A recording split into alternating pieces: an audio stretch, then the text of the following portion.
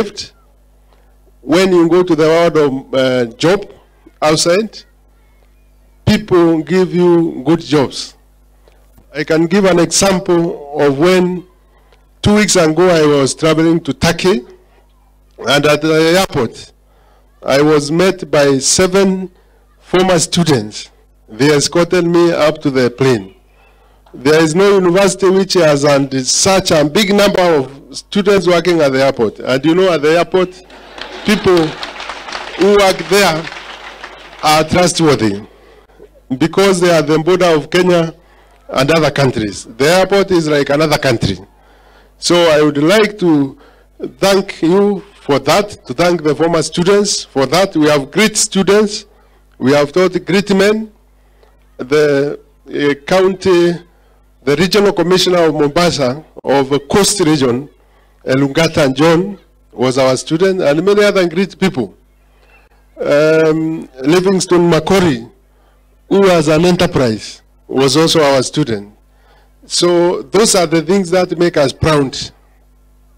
I would like to mention that it is important to attend such a meeting where you are being taught how to lead your lives after you have completed your studies, because within a very short period, you will be accomplished scholars. And once you are accomplished, you will be expected to look for jobs with a lot of confidence. Many students or many people with degrees these days send their parents, their guardians to look for their jobs. Many of them come to me and I ask them, who knows about that specialty more than the owner? The owner is hiding somewhere, but the person who is looking for the job is another person. I would urge you never to do that. Be confident, be assertive, and you'll get the job. When you go out there, be exceptional characters.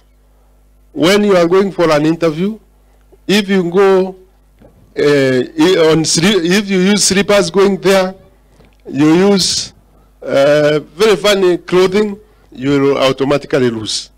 You have to be neat, wear a tie, wear a suit, and then appear.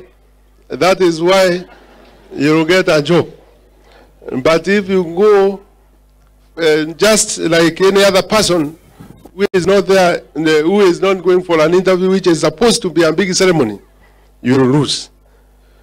Today I was told by the government spokesperson that you dress the way you want to be undressed, and it is very important. I am very happy with my students because wherever they go, they are productive. I expect you to be very productive when you come out of this place, because we have taught you how to live with people. From the time when you came here, we taught you how to interact with the people, because I always say that a university is not a celebrated high school. A university is supposed to bring impact to the community. We use our corporate social responsibility money to better the lives of the people who are around us. Recently, we put up a bridge somewhere, a very good bridge along River Nithi, with our corporate social responsibility funds. We also helped the people around with around 3.5 kilometers on the other side, a place called Mojoa, because it is our responsibility to see that we have an impact in the community. Our students have already participated in tree planting. I think this university should get a Nobel Prize, because for the last 2 years, we have planted 2.2 million tree seedlings. Isn't it a great thing? I believe the government will consider us for that. Our students have also participated in cleaning towns around, in doing everything to make sure that the community lives well. That means we live well with the community, even after going outside the university and going to the other bigger community. You will do that. Now that the graduation is around the corner, I would like to urge those who have not completed certain subjects those who failed in certain subjects, or those who are not there when the exams were done because of the COVID-19 effect, please try to do it so that on 17th of December, when we will be having our graduation, you will be there. I would also like to urge you to be very careful with the COVID-19. Our university is lucky. We don't have a lot of cases of COVID-19. I have not heard of it for the last 2 weeks. And I would like you to observe the protocols that has been placed by the Ministry of Health so that you complete your studies and then go in a healthy manner and then serve our nation. Continue doing the good things, because a human being buys freedom by doing good things to the people. Wherever you go, do the right thing. Do the good things, be honest, and you will succeed. I know that if you do the right thing, you will be honored, and you will get anything that you want from anybody. But if you change your character and start doing abnormal things, things will be very bad.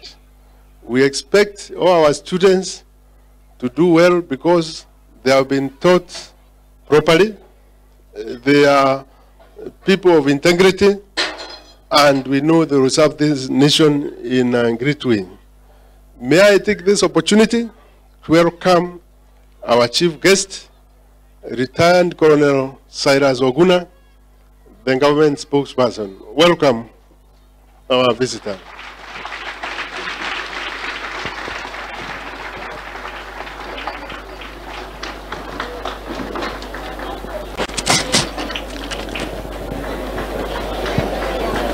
Thank you very much. Thank you.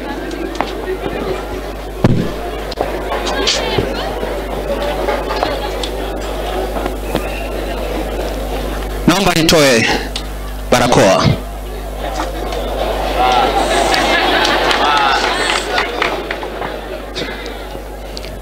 Bwana VC, you mentioned former students, Bwana John Elungata, Bwana Livingstone, but you forgot about me. You forgot about me because I might not have been a student here physically, but I've always admired this institution whenever I'm passing by here, because I think it's a really prestigious institution, and I've always promised myself that one day I'll become a student here. That one day is today. Because I trust that I'm going to learn quite a bit from you participants. But there's something else I want to say before it escapes my mind.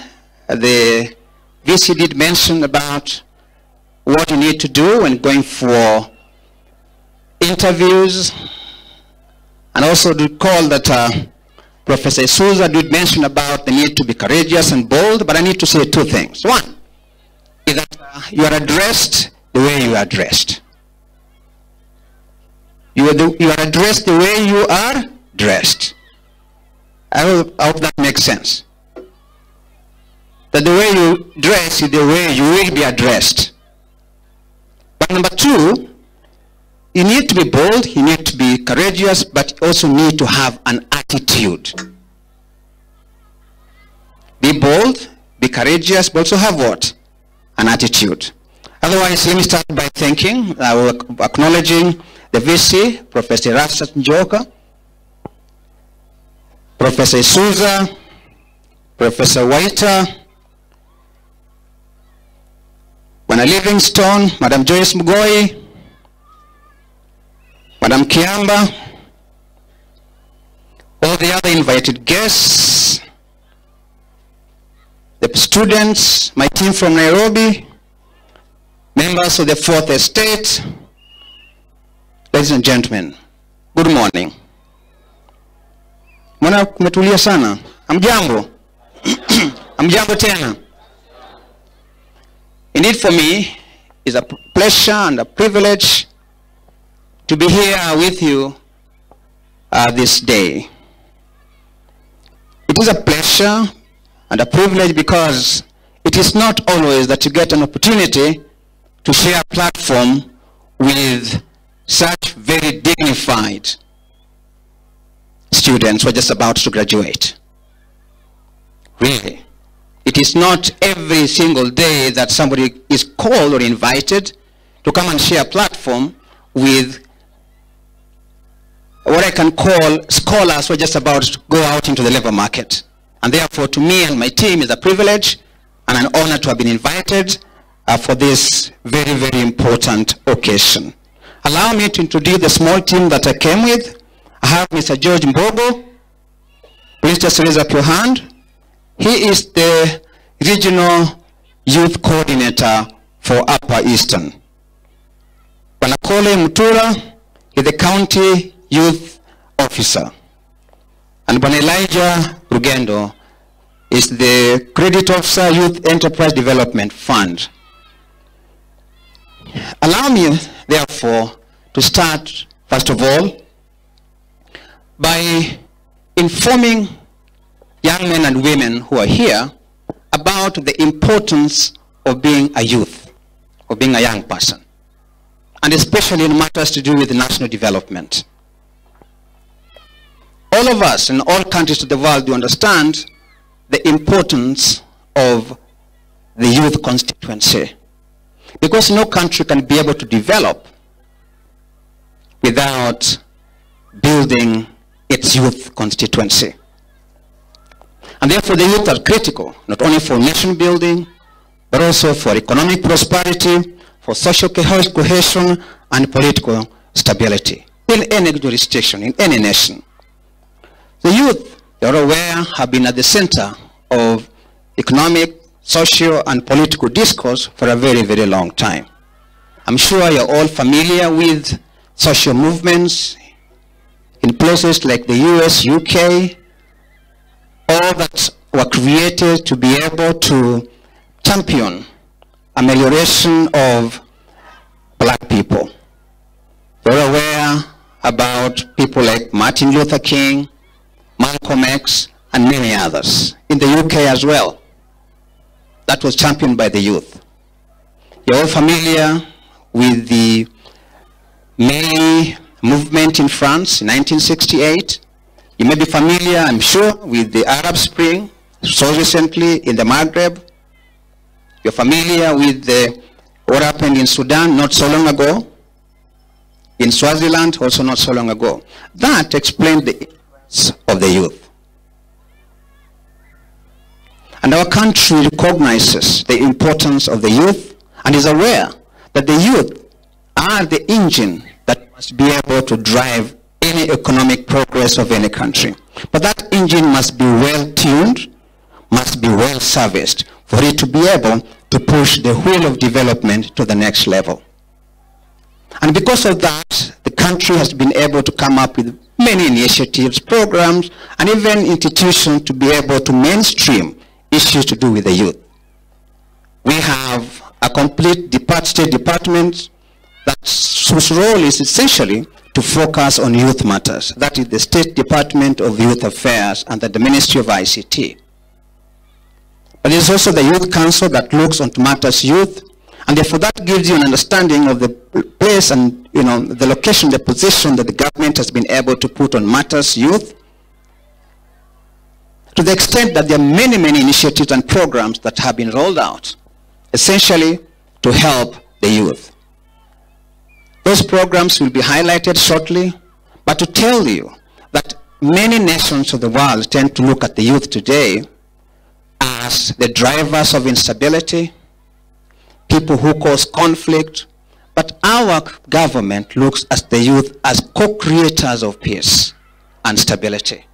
And therefore, even if you go to most counties, there are various groups that have been formed to be able to help in terms of creating peace, organizing for peace, even participating on matters to do with counterterrorism or anti-terrorism in all the counties. That is because the youth have become the center of national development and also national security. So wherever you are, feel proud that you are participating on matters to do with national security and being able, therefore, to push this country forward, because development and security have got some kind of symbiotic relationship. You cannot be able to develop as a country where there is no peace. But you can never have peace where there is no development. And that development essentially must be driven by the youth. And there you can see how you fit into the whole question of national development. I will want to call upon Mr. Mbogo, who is the officer in charge of the various youth programs, to come and just highlight a few of the various programs that you can be able to exploit once you are out of this institution, that you'll be able to know where to can find them and how every program can be of benefit to you. Once it's done, I'll come back and then be able to wrap up. Otherwise, for now, let me just call Mr. Mbogo to come and say a few things. Mr. Mbogo, please.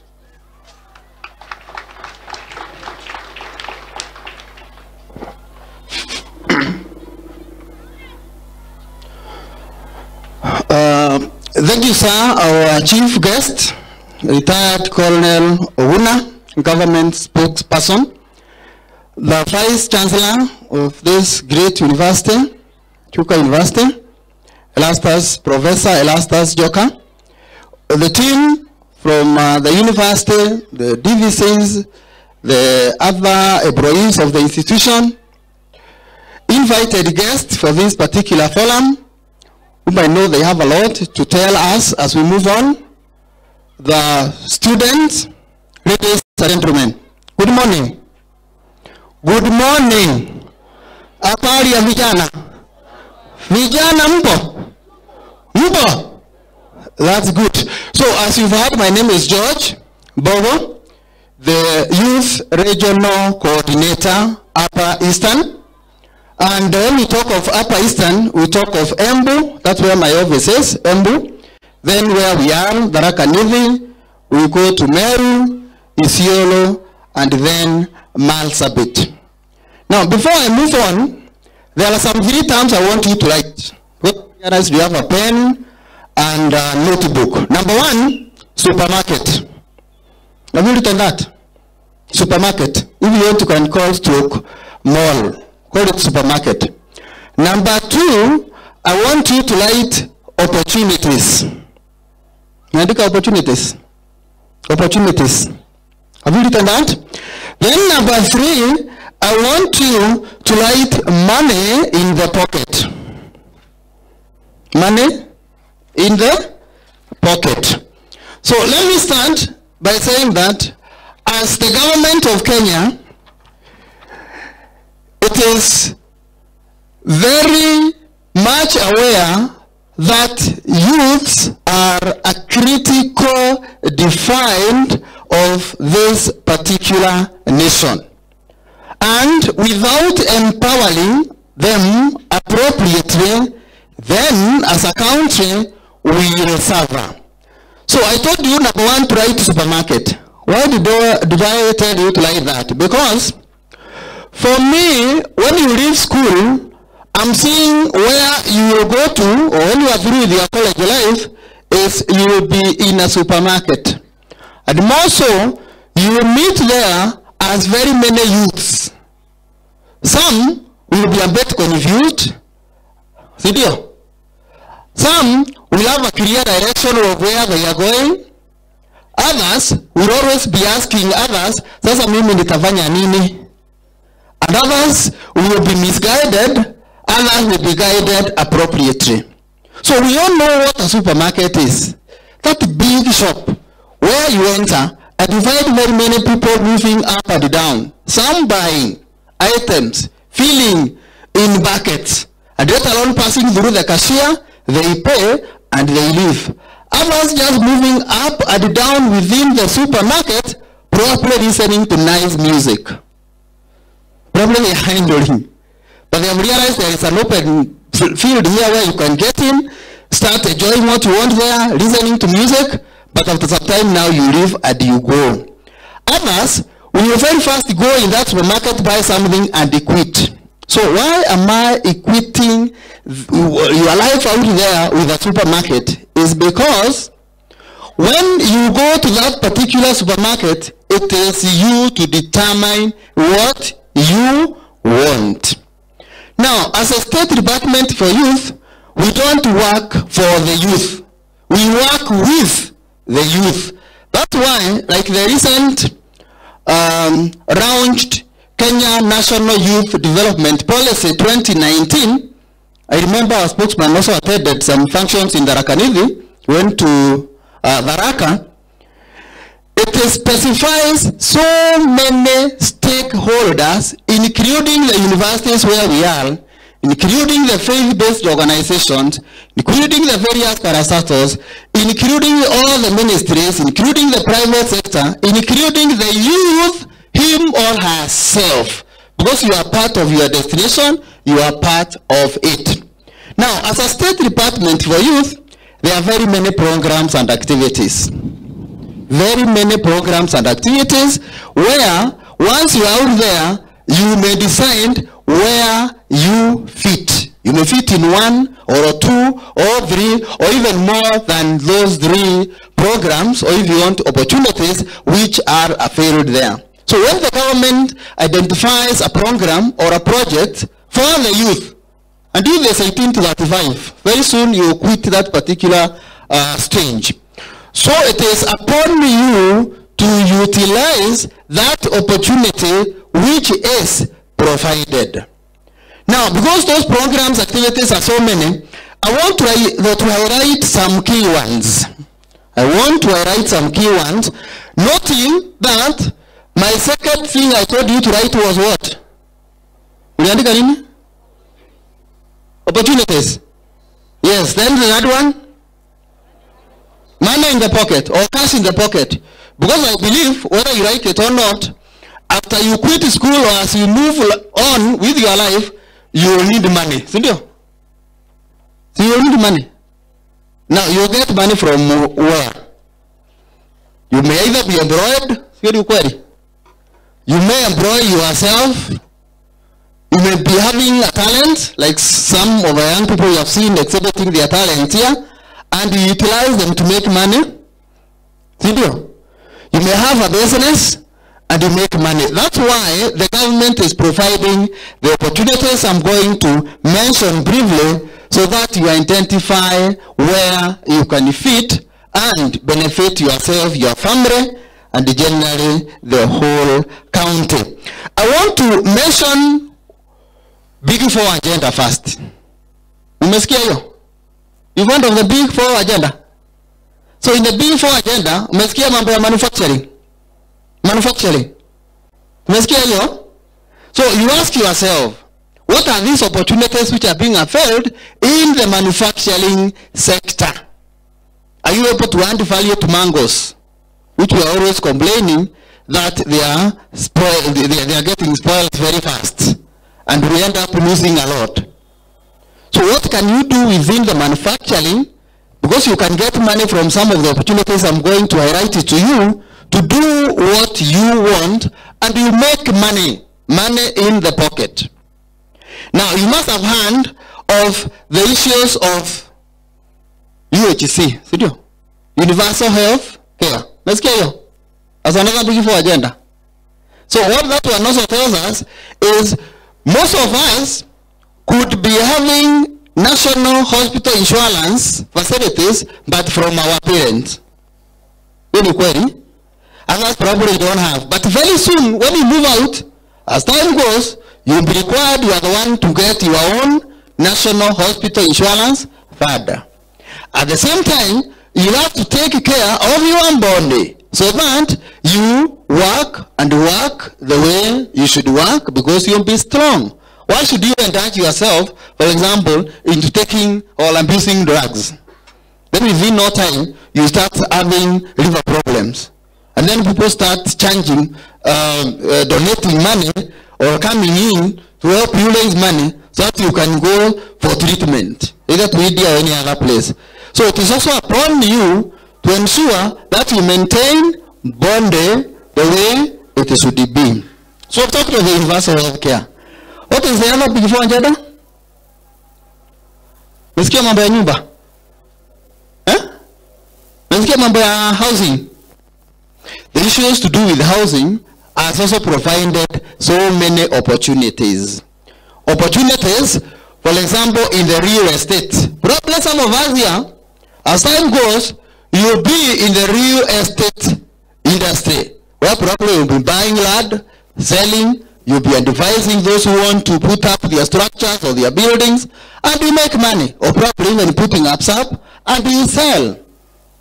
Again, that provides opportunities for various skills.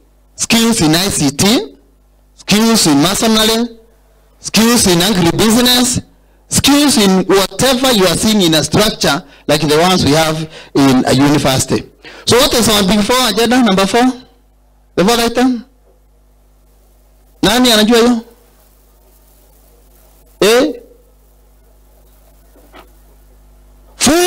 Food security. Sio? Number 4 is chakula. Everybody will have to eat so as to be as strong as he is. So we are saying there is opportunity in farming. I know I've been talking to youths, and many youths, when you tell them about agriculture, most of them will say, but you see, our peasant parents have always been farming, and I think they are not doing well. But now you need to employ the modern styles of farming so that you'll not be getting so tired and probably you're not getting a lot.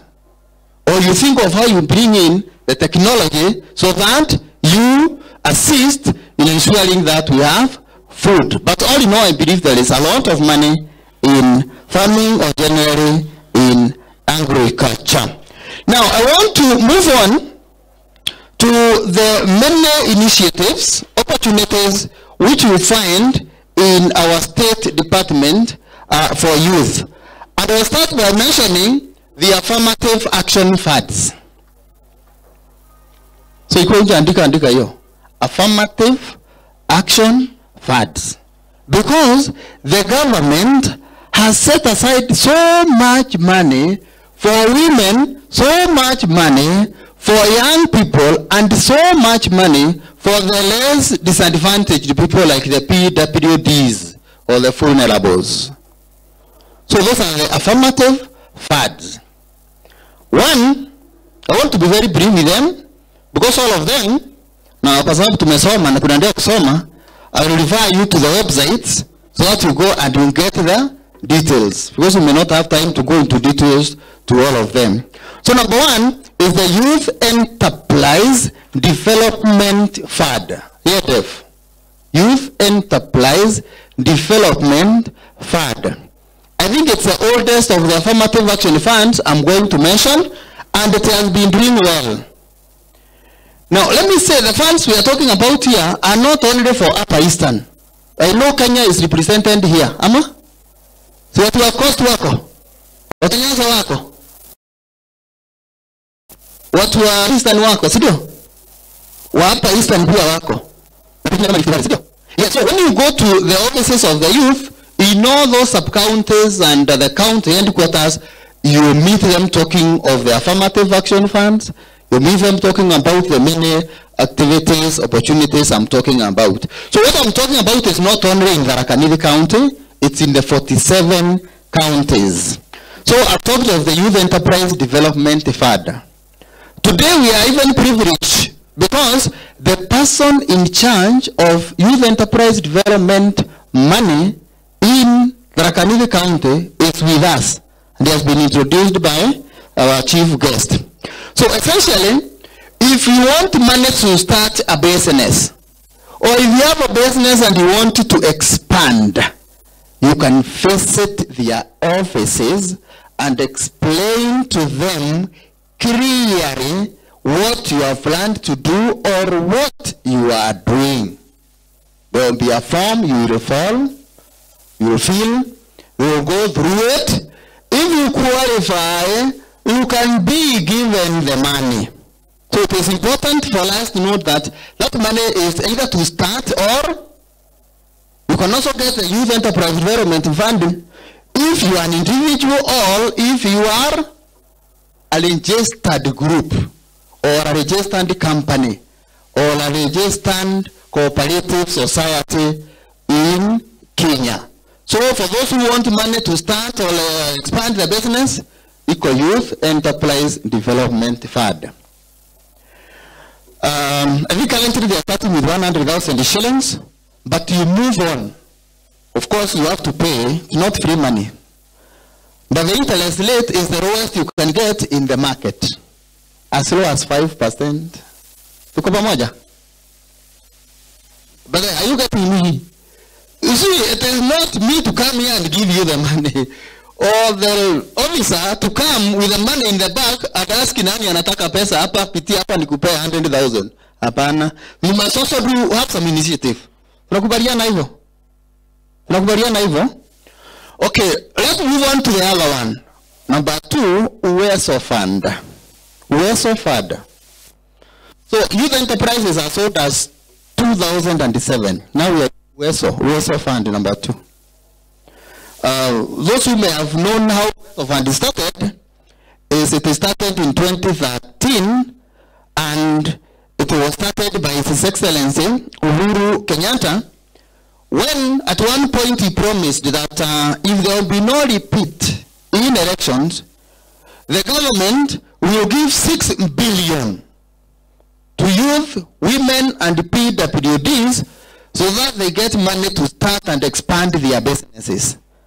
And because Kenyans did that, then the 6 billion was released in 2013. Every year, the parliament appropriates some money to add to the kit. Again, the format is largely the same because it is for those people who have youth, women, and PWDs who have businesses, or those who want to expand businesses. The only slight difference here between youth fund and the Uwezo is in Uwezo, money is only given to groups. To groups. And it is interest free.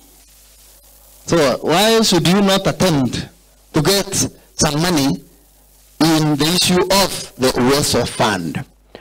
The Uwezo Fund currently is managed by our youth officers, and the Youth Enterprise Development Fund, I talked of earlier, that one, it's a parastatal on its own. So we also have an officer here who is in charge of Chuka Igambangombe constituency, who is also the director of Youth Arakanivi, with us here on the issue of Uwezo Fund. So we should not say there is no money for us to start the business. Number three, let me mention something with Women Enterprise Development Fund, WEF, number 3. Women Enterprise Development Fund. Now, this one is generally for women, not necessarily 35 years. As long as you, but remember, a youth who is 18, 35 also qualifies if the person is already at any woman, in the definition. So you also qualify for the money from Women Enterprise Development Fund. I know in many gatherings have been going, men have been asking, sasa hii Women Development Fund, bona hakuna men hapo? So it's discriminatory. The answer is no. You can, as a man, you can also get that money, as long as you are part of the group of women. But the women there, in that particular group, 70% must be women, and the leadership must be women. So what we are saying is, if you have a group of 10 men and women, the maximum viewing can be around in that group, so that you benefit from Women Fund. And again, 0 man should be in the management, not chairman. Those now the chair already. Secretary treasurer. Tumekubaliana hivyo. So men are also there. Remember, they sometimes are better managers, but even men are also good managers. So generally what we are saying here is the government has offered this money because historically women have not properly been as empowered as men in our country. But of course they later on brought that clause of even men can be part of this group, because we also have men who really don't have much assets, security, which they can use to get money from various other financial institutions. Again, this Women Fund is as cheap as Youth Enterprise Development Fund.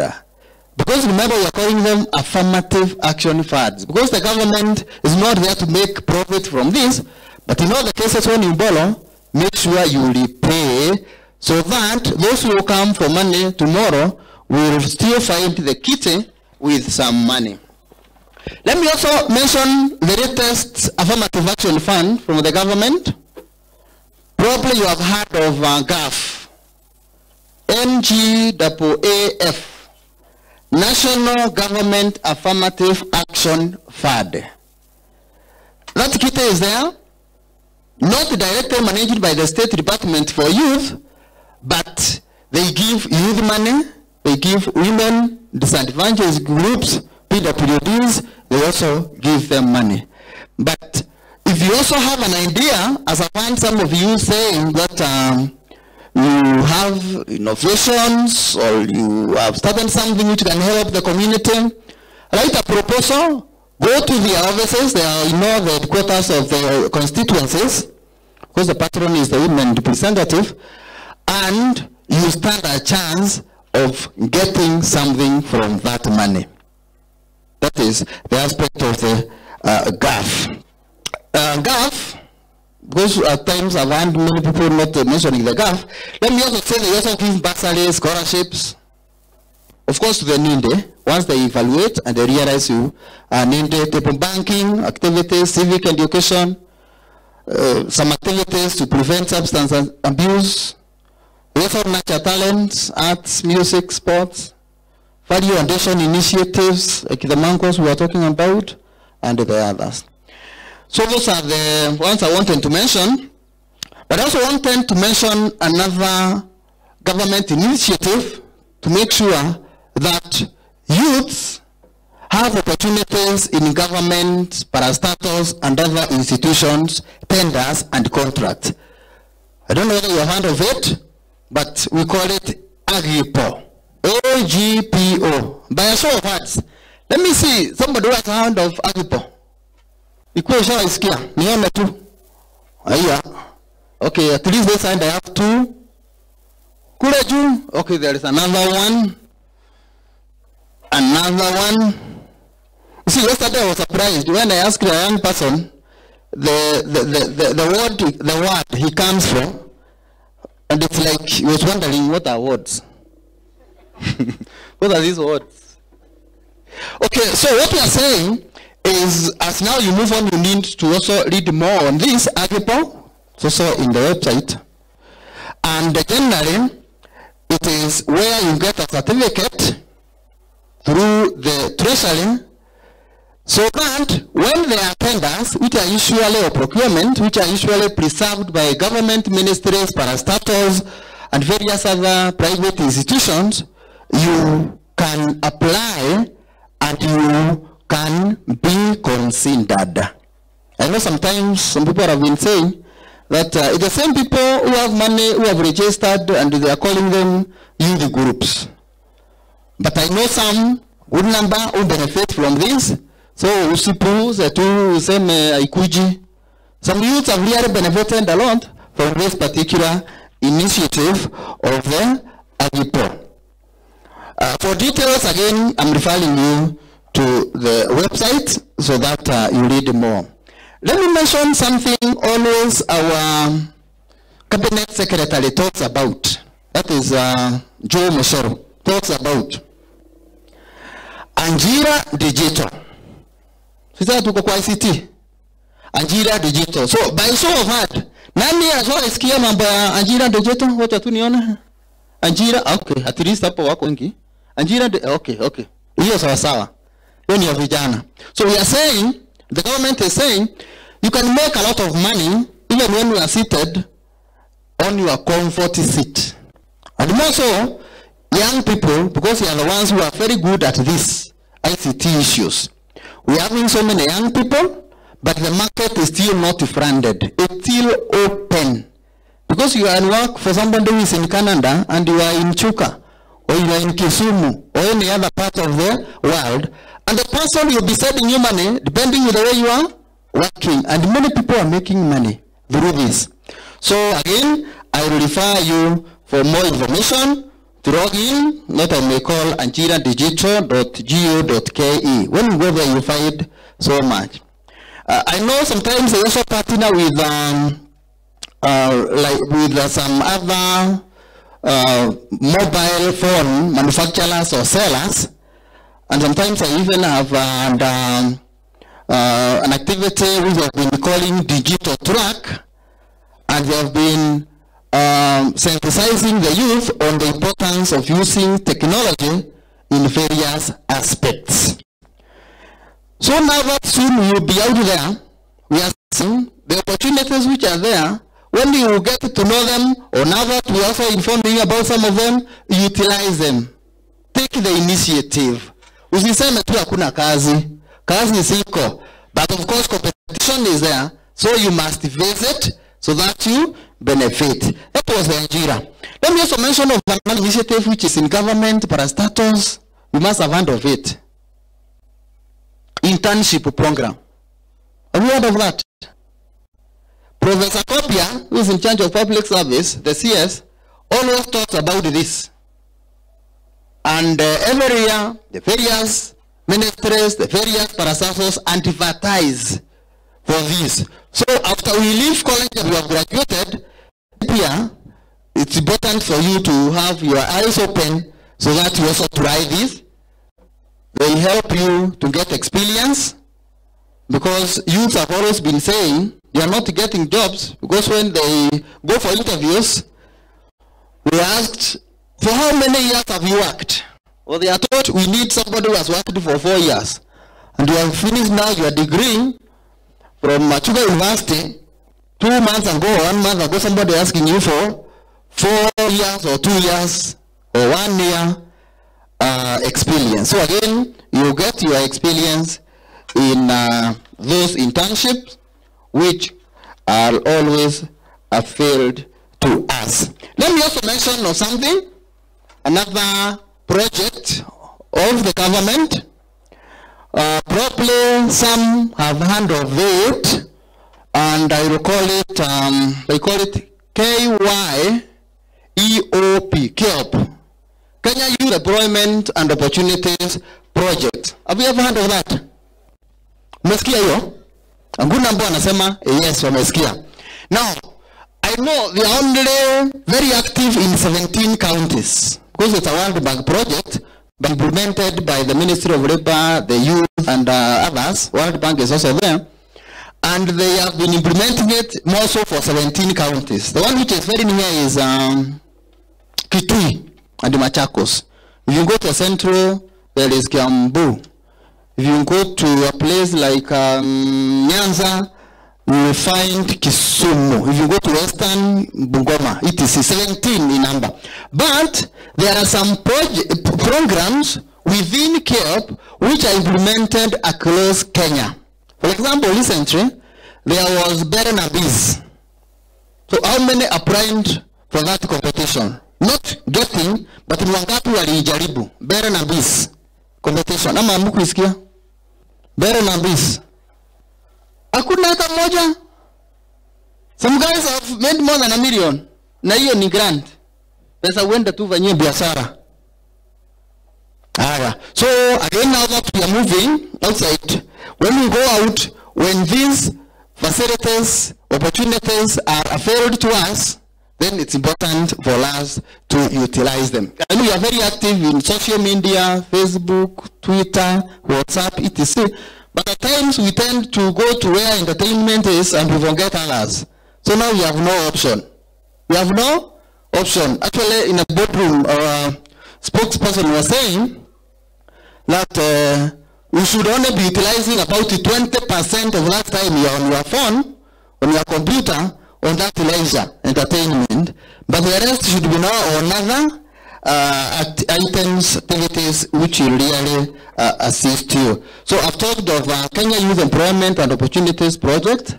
I've seen, for example, there was a Chola, but in Tharaka-Nithi, there are 4 people qualified. Let me also mention that, so that we may not feel as if it's not for the Kenya.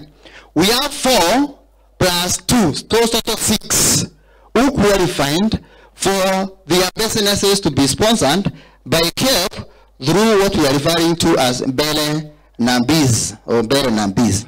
So again, within KEOP, Let me also mention that. So within KEOP, we also have another program by the name Future Bola.